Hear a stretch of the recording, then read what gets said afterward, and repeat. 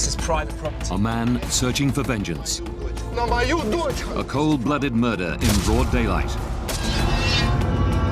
Triggered by an event that took place at 36,000 feet. When the trip of a lifetime turns into the worst civilian plane crash in German history.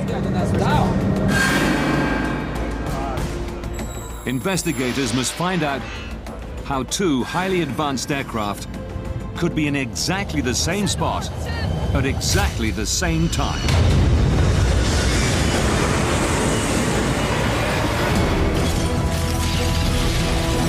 Disasters don't just happen. They're triggered by a chain of critical events. Unravel the fateful decisions in those final seconds from disaster.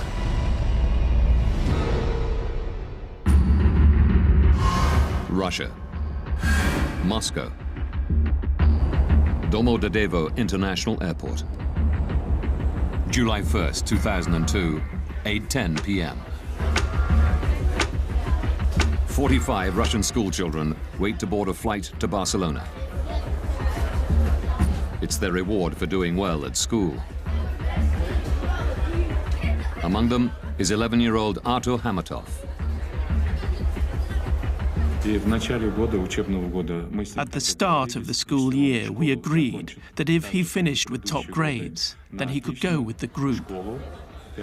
When I came back from work one evening, he came up to me and showed me his school report card and said, "Dad, look, I kept my word."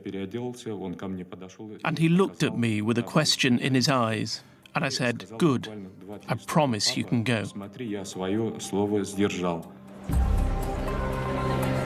The children are from Ufa in central Russia. They've been delayed in Moscow because they missed their original flight. A replacement has been chartered to take them to Spain. Flight BTC 2937 is now ready for boarding. Also on the flight are Svetlana Kaloyeva and her children, Konstantin and Diana. They're visiting their father, who's been working in Spain for a year and a half.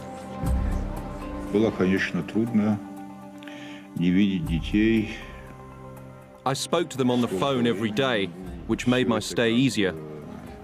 But it was hard not to see my children for such a long time.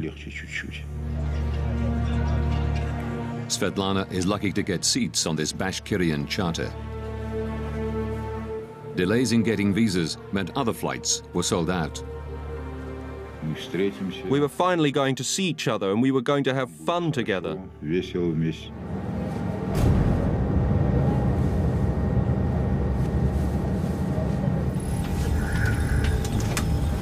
The crew complete final preparations. Дамы и господа, вас приветствует капитан корабля.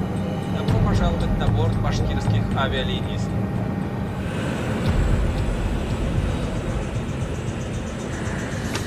8:48 p.m.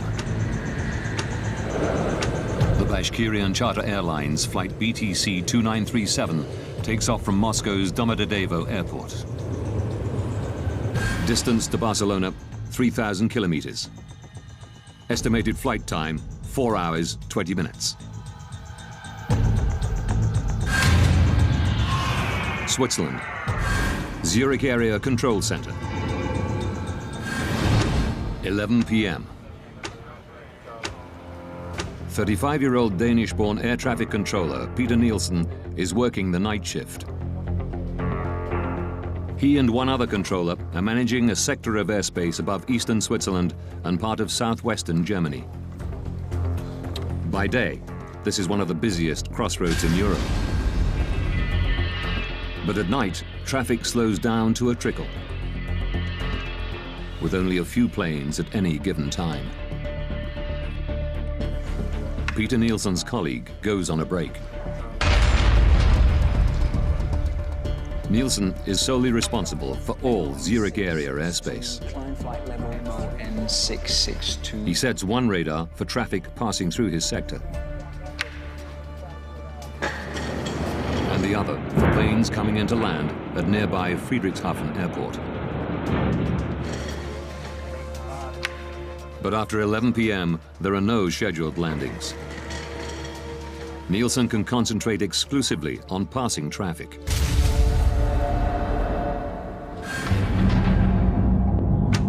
(11:06). Svetlana Kaloyeva and her children, along with the other passengers on the Bashkirian charter, cruise 36,000 feet above Austria.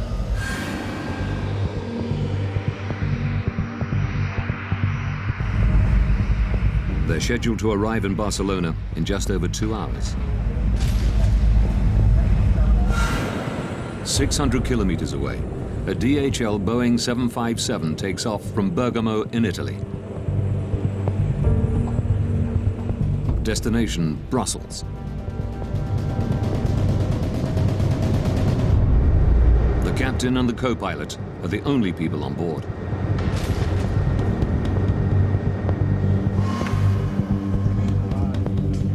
Maintenance engineers arrive in Nielsen's control room. So you will be working from the backup, okay? They've come to service the main radar.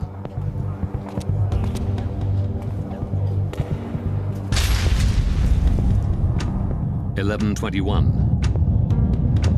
The DHL cargo plane, flight DHX-611, enters Nielsen's airspace. The captain requests permission to climb to 36,000 feet. Swiss radar, good evening, DHX-611. DHX-611 identified. Expect a further climb in 4 to 5 minutes. Before allowing them to climb, Nielsen has to regulate traffic. Descent flight level 320. The maintenance engineers now need to work on the telephone system. Work fast, please. 11:25 p.m. An unexpected plane is approaching Friedrichshafen.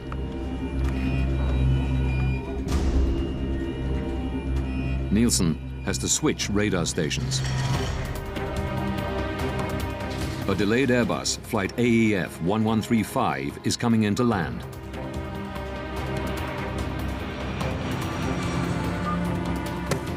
He calls the airport's control tower to let them know.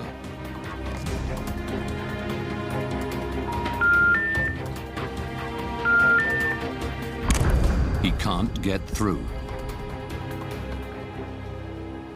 But he still has 10 minutes before the Airbus will land. So he moves back to the passing traffic radar. DHX-611. And gives the DHL cargo plane the go-ahead to climb to 36,000 feet. Climb flight level 360.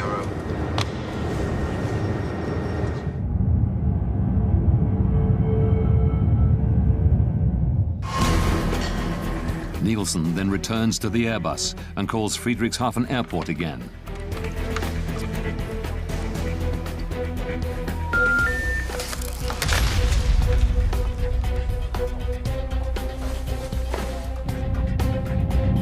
BTC 2937.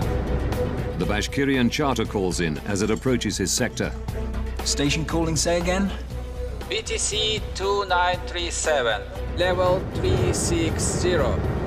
Level... But just as Nielsen acknowledges them, the Airbus contacts him. AEF 1135 is inbound. The final approach fix for ILS runway 24. I expect so. I'll call you back shortly. Nielsen calls Friedrichshafen a third time.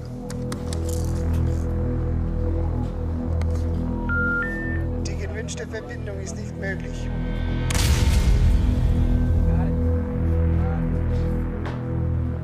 AEF 1135. He radios the Airbus and tells them to contact the airport directly. I lost my phone connection to Friedrichshafen. Could you please call them on your second set? Affirm. The DHL plane is now flying over Switzerland at 36,000 feet. Suddenly, its onboard traffic collision avoidance system, TCAS, sounds an alert. Traffic. Traffic. Traffic. Traffic. At exactly the same time, the Bashkirian plane's TCAS system also squawks. Traffic. Traffic. two planes are now 25 kilometers apart. They're flying at exactly the same altitude to exactly the same spot.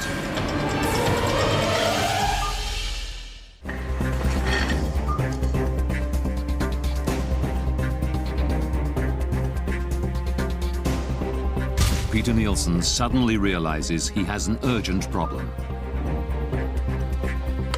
BTC 2937. He immediately tells the Russian pilots to descend. Descent flight level 350. Expedite, I have crossing traffic. Seconds later, their TCAS system says the exact opposite. Climb, climb, climb, climb. Es ist climb. Climb, climb, climb. At the same time, the DHL's TCAS tells it to descend. Descend, descend.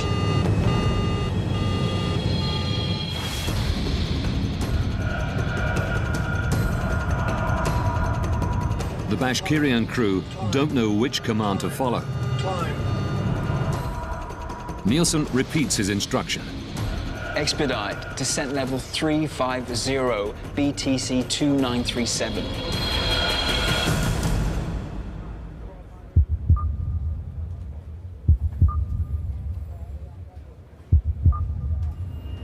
When he sees that they followed his orders, Nielsen tells them that the DHL plane is approaching from their right-hand side. We have traffic at your 2 o'clock position, now at 360. He switches back to the Airbus.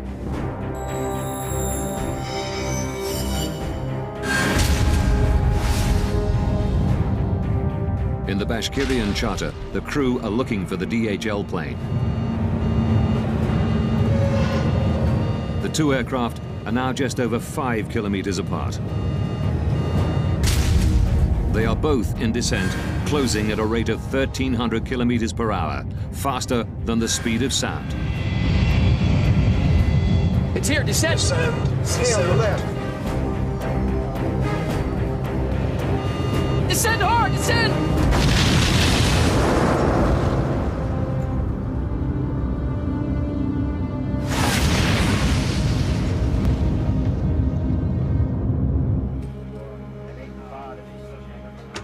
11:35 p.m. AEF 1135. The Airbus crew have finally made contact with Friedrichshafen Airport. Can we go, Friedrichshafen? Nielsen can now hand over the plane. Affirm, bye-bye.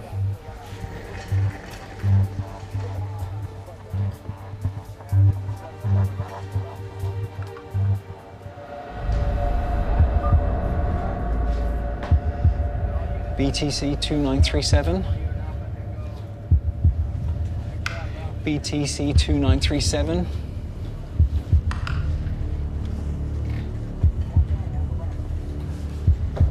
BTC 2937.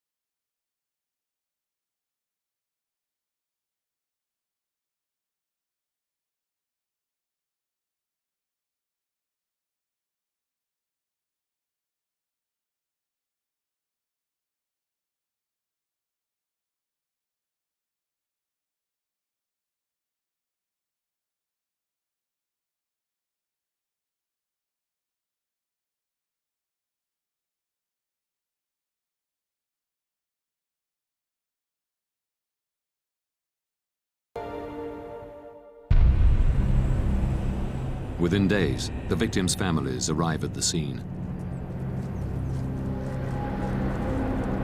Among them is Zulfat Hamatov, father of 11-year-old Artur. Через 2 дня мы полетели в Германию. Это был шок. Мы все были в шоке. It was a shock. Many parents were fainting when we saw the broken plane wings, the broken tail. Разбитый хвост. We still hoped that these children would run in, appear from somewhere. And probably every parent believed in some miracle.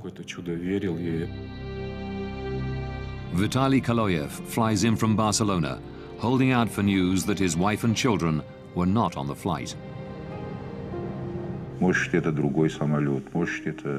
has to be certain. Maybe it was not my aircraft that crashed. Maybe something else had happened. Who can know without proof? Investigators confirm his worst fears. 71 people on board the two planes are now confirmed dead. It is the worst civilian aircraft accident that Germany has ever seen. In an industry protected by multiple and highly advanced safety systems, how could this happen? Now, by rewinding the events of that day, and by going deep into the investigation, Traffic. we can reveal the calamitous chain of events that brought two planes to exactly the same spot at exactly the same time. Investigators from the BFU, Germany's Federal Bureau of Aircraft Accident Investigation, are called to the scene. Jens Friedemann is put in charge of the crash site. Die Untersuchung eines Flugunfalls. The investigation of an air accident is like a forensic investigation, a crime scene. One wants to establish the facts. An einem crime scene. Wir beginnen At the accident site, we start in total chaos. There's wreckage lying around everywhere. Also da liegen viele Wrackteile.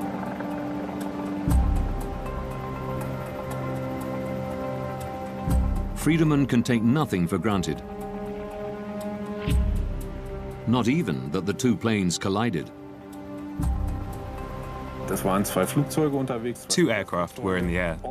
Whether they had collided or just flown past each other too close and lost control, or something like that, we just didn't know. Verloren wurde oder so etwas, das wussten wir natürlich nicht. Without the black boxes, Friedemann must try to work out what happened by examining the shattered fragments of wreckage. Key pieces are brought to a specialized storage facility in northern Germany.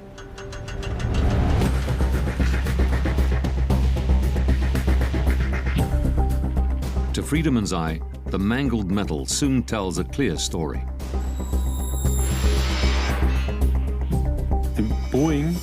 The Boeing made contact with the Tupolev in one spot. The vertical tail section was broken off. The Tupolev was damaged around the left wing and on the left-hand side of the fuselage. There was also evidence of a collision on the underside of the right wing. The wreckage reveals that the DHL cargo plane and the Bashkirian charter did collide mid-air. We now know what happened. The question is, why did it happen? How could it happen that they got so close? At the crash site, amidst the fragmented pieces of the two planes, investigators have finally found what they've been looking for: the black boxes from both planes.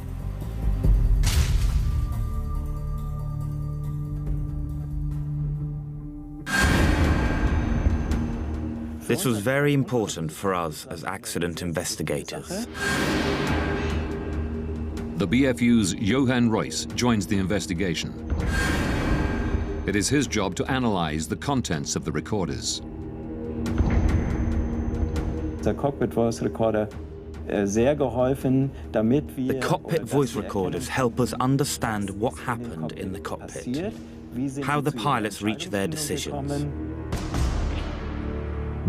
Reuss begins by examining the pilot's traffic collision avoidance system, TCAS. Our first question was to establish whether TCAS had worked the way it was intended to, the way it was designed. TCAS builds a three-dimensional map around an aircraft using its altitude, speed, and heading. All planes fitted with TCAS constantly transmit this information to each other. If planes get too close to one another, TCAS warns the pilots. Traffic, traffic. And if necessary, gives them what is called a resolution advisory. Descend, descend.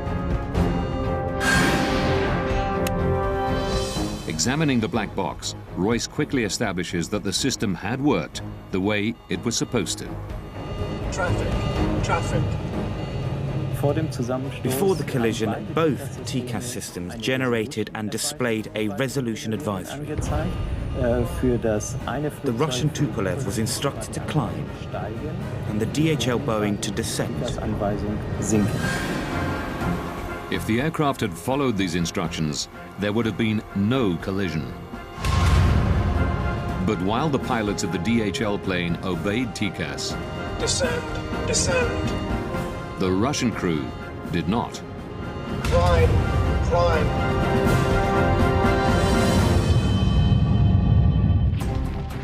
Experts from the United States are headed to the scene of the deadly mid-air collision of two aircraft in southern Germany.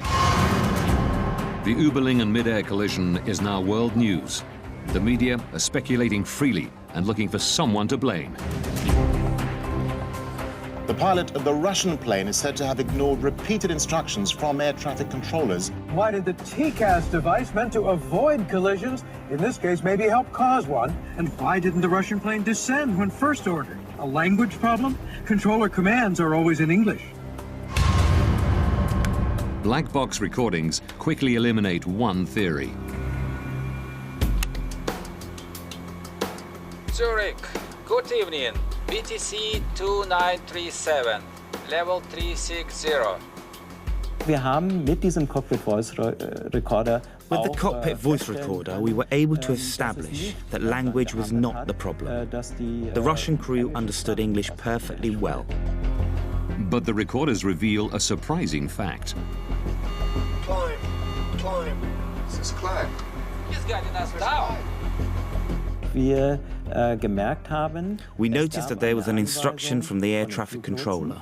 BTC 2937, descent flight level 350. And we found that at the same time, or immediately afterwards, there was also a TCAS advisory.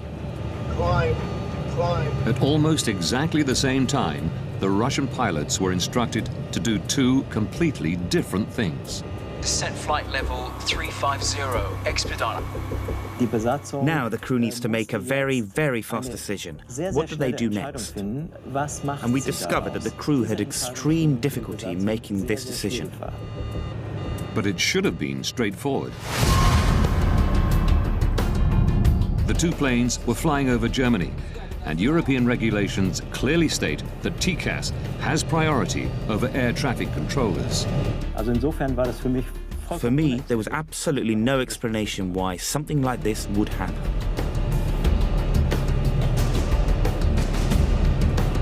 Climb, climb. Why didn't the crew use TCAS the way it could and should be used?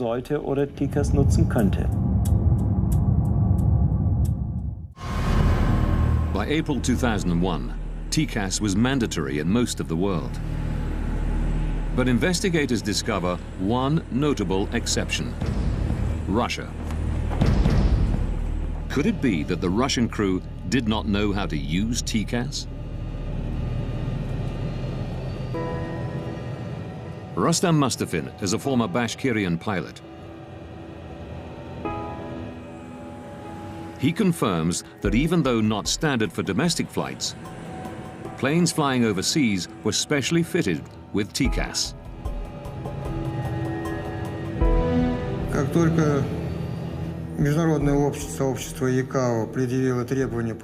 As soon as the TCAS requirement was introduced, the training school of Bashkirian Airlines ensured that our pilots were trained to use the system. Mustafin regularly flew with the pilots of flight BTC 2937. By the time of the disaster, we had acquired extensive experience using it. The crew knew how TCAS worked, but ignored its instructions.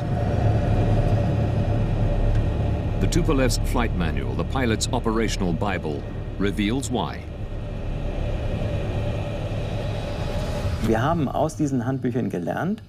We learned from these manuals that the orders from air traffic control always have a higher priority. The operations manual at the time stated that the Air Traffic Control Command was to be given precedence over TCAS in the event of the system issuing an alert. It said that the air traffic control had the final authority. Contrary to European regulations, the Russian crew were trained to use TCAS only as an advisory system and could choose to follow the controller's instructions if they wanted. They were following TCAS regulations, but Russian style. I would have done exactly what these guys did. I would have carried out the air traffic control command. Suddenly, we were able to understand why the crew acted the way they did. Investigators have discovered why both planes were in descent. While the DHL crew had followed TCAS, the Russian pilots obeyed air traffic control.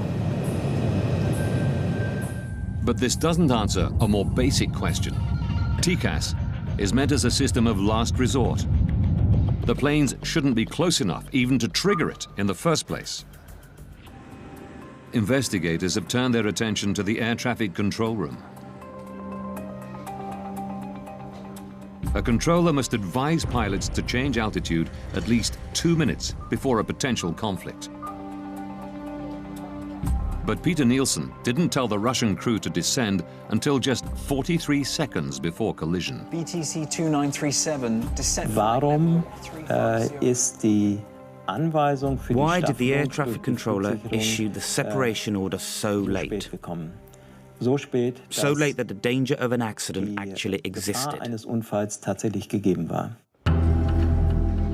Through shift logs and interviews, investigators learned that Nielsen was the only air traffic controller on duty on the night of July the 1st.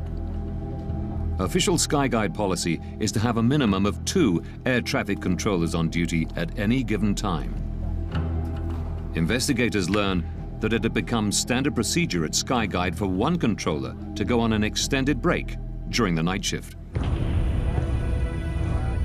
Tom Larsen was a close friend of Nielsen's, working alongside him for many years. The way that Peter was doing night shift, we did that all the time. There would only be one controller because there was very little traffic. Between 11 p.m. and 6 a.m., there are no scheduled landings at any of the airports in the area. But then, at about 11:25 on July the 1st, 2002, Nielsen is presented with an unexpected landing. There was an approach into Friedrichshafen Airport, which he had to coordinate. It's very unusual that one aircraft comes at that time for Friedrichshafen. I guess that the controller was a little surprised about that. Regulations state that Nielsen must contact the airport control tower before bringing the delayed plane in for landing. This should be routine. One push of a button and the phone connects directly to the Friedrichshafen tower. But records show that Nielsen can't get through. Investigators learned that because of maintenance work, Nielsen's phone system was in backup mode. Even then, the controller should be able to make a call at the push of a button. But a technical examination of the phones reveals a terrible problem.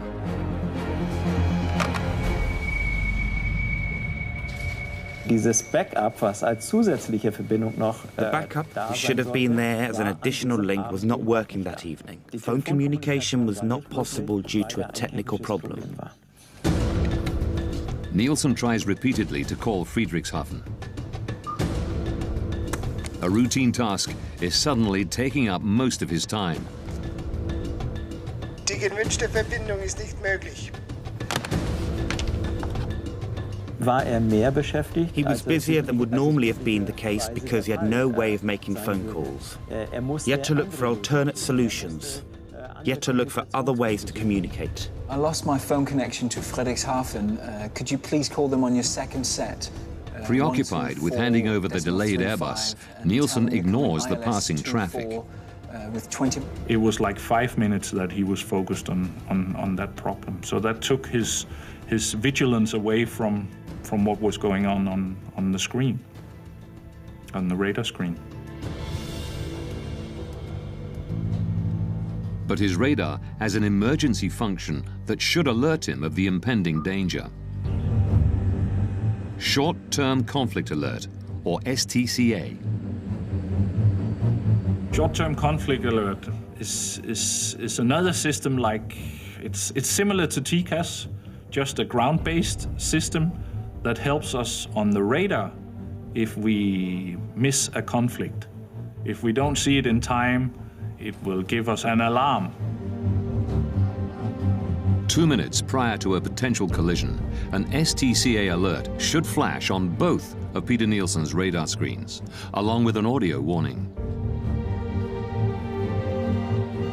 This is exactly what happens 180 kilometers away in Karlsruhe, Germany. Flugsicherung in Karlsruhe. Air traffic control in Karlsruhe had detected on their radar screen that 2 aircraft were getting closer than they should have been. Records reveal that the controller in Karlsruhe tries to call Nielsen to warn him. But Zurich's faulty backup phone system means he can't get through. Aviation rules say he isn't allowed to contact planes not in his sector unless the controller in charge has lost consciousness or has left his post.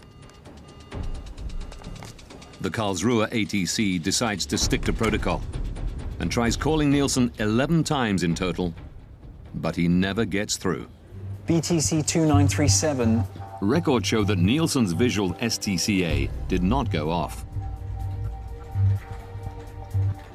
Royce learns that Zurich's radar was also under maintenance, meaning it too was in backup mode.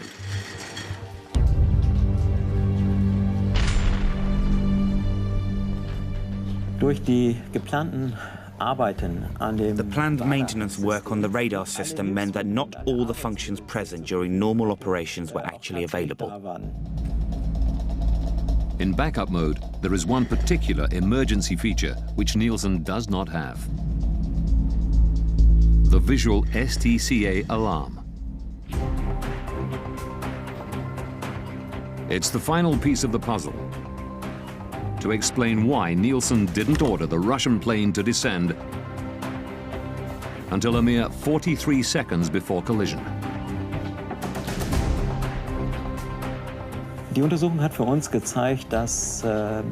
The investigation showed us that a series of unlucky events all came together for air traffic control.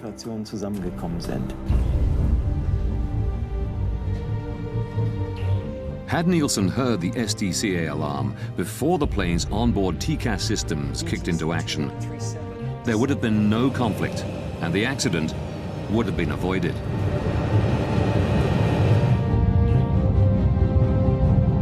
But then, one final twist. 19 seconds before collision, Peter Nielsen tells the Russian pilots that the DHL plane is approaching from their right-hand side. We have traffic at your 2 o'clock position, now at 360. Where is it? It is actually approaching from the left, the 10 o'clock position.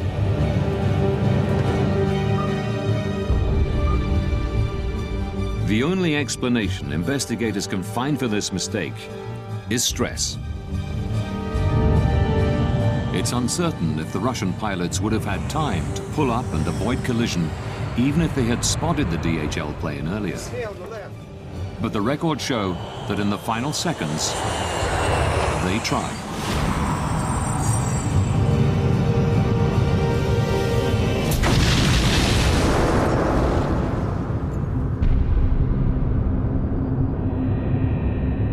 Upon impact, the Bashkirian charter breaks into 4 pieces.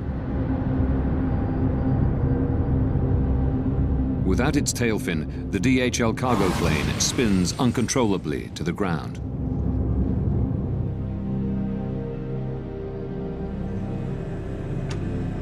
February 21st, 2004. As investigators write up their final report, Vitaly Kaloyev flies to Zurich. He's become obsessed with finding somebody to blame for the death of his wife and children. I wanted to hear them say, "We are responsible, but forgive us if possible." They killed so many children and nothing had happened. No apologies, no expressions of sorrow, nothing. Nielsen still worked at Skyguide, but was moving into areas of safety analysis. Kaloyev found where he lived. I went to see the controller. I knew he had been on duty that night. All this had to be brought to an end. Everything had to be closed. I didn't want to wait any longer and decided to finish this myself. Nielsen came out. He was taller than me.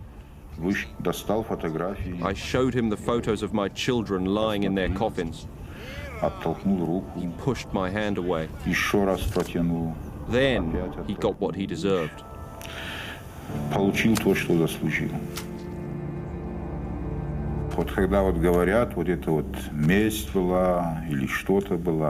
You know, some say it was revenge, but revenge is something insignificant. One is avenging when one has been deeply insulted, but this was not revenge. This was punishment.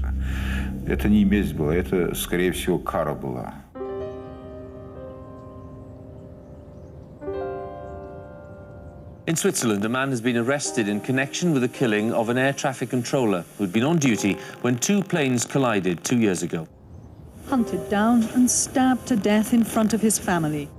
Murdered for a fatal mistake. Peter Nielsen was 36 years old. He and his wife had 3 children. After his arrest, Vitaly Kaloyev is held in a psychiatric institution, while the court decides whether he's mentally fit to stand trial. Kaloyev is convicted of premeditated killing and sentenced to 8 years in a Swiss prison. In November 2007, he's released after an appeal determines that he had acted with diminished responsibility because of the deaths of his wife and 2 children. Vitaly Kaloyev is unrepentant about his actions.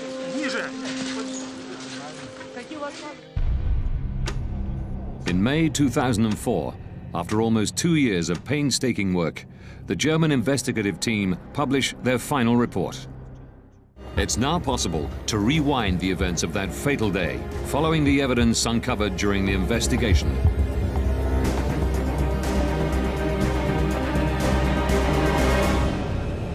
July 1st, 2002. 8:48 p.m. 2 hours, 47 minutes from disaster. A Bashkirian Airlines charter takes off from Moscow's Domodedovo airport. 20 minutes from disaster. At the Zurich Area Control Center, 2 air traffic controllers are on duty. One goes on a break. Peter Nielsen is now working alone. 12 minutes, 33 seconds from disaster. A DHL cargo plane enters Nielsen's airspace and requests permission to climb to 36,000 feet. 9 minutes, 49 seconds from disaster. A delayed Airbus is coming in to land at Friedrichshafen Airport. Nielsen tries to call the airport to hand over the flight. But his phone system is in backup mode due to maintenance, and the backup system has a fault. 5 minutes, 21 seconds from disaster. The Bashkirian charter radios Nielsen. It's flying at 36,000 feet and is about to enter his airspace. Good evening, BTC 2937. 2 minutes from disaster. The Bashkirian and DHL planes are now at the same altitude, less than 44 kilometers apart, closing in on each other faster than the speed of sound. The Short-Term Conflict Alert, or STCA, should now warn Nielsen of the impending collision. But his radar is also in backup mode, so the STCA is not fully functioning. 43 seconds from disaster. Nielsen finally notices that the two planes are on a collision course. He immediately tells the Russian pilots to descend. Descent flight level 350. Seconds later, TCAS goes off in both planes. It tells the DHL pilots to descend. Descend, descend. And the Russian crew to climb. Climb. He's guiding us down. Nielsen is unaware that both planes have been issued advisories. He repeats his instructions to the Russian pilots. 2937. Descent flight level 3. Russian guidelines allow pilots to make their own decisions in such conflict situations. Here, they follow Nielsen's command. Both planes are now in descent. 19 seconds from disaster. Nielsen believes the conflict is resolved. But before signing off, he tells the Russian crew that the DHL plane is approaching from the right. In fact, it's approaching from the left. 3 seconds from disaster. The Russian crew have spotted the DHL plane. They pull up, but it's too late. Descend hard, descend!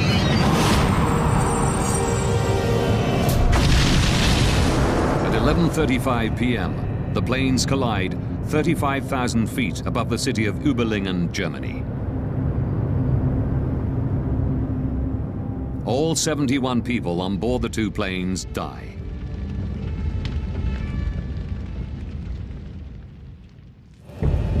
The German investigative report concluded that Peter Nielsen and the Russian pilots had made serious mistakes. But the primary cause of the accident was negligence on the part of Skyguide. In May 2004, immediately after the BFU report is published, at a press conference in Zurich, the CEO of Skyguide, Alain Rossier, issues a formal apology. Es sind auch bei uns Fehler gemacht worden und wir We too have made mistakes, and we most deeply regret this. We take responsibility, as outlined in the German investigation report. And we ask the families of the victims for forgiveness. In September 2007, a Swiss court finds 4 Skyguide employees guilty of negligent homicide. 3 managers who tolerated the single controller policy are given 1-year suspended jail sentences. The project leader overseeing the maintenance work on the night of the collision is fined 13,500 Swiss francs, roughly $11,000. Following recommendations from the German investigative team, Skyguide implements a variety of procedural changes. They now ensure there are always 2 controllers on duty, even during the quiet night shift. Nobody will ever find themselves in Peter Nielsen's position again.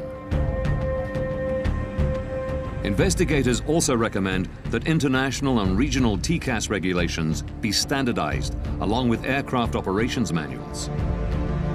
TCAS must have ultimate priority over air traffic control.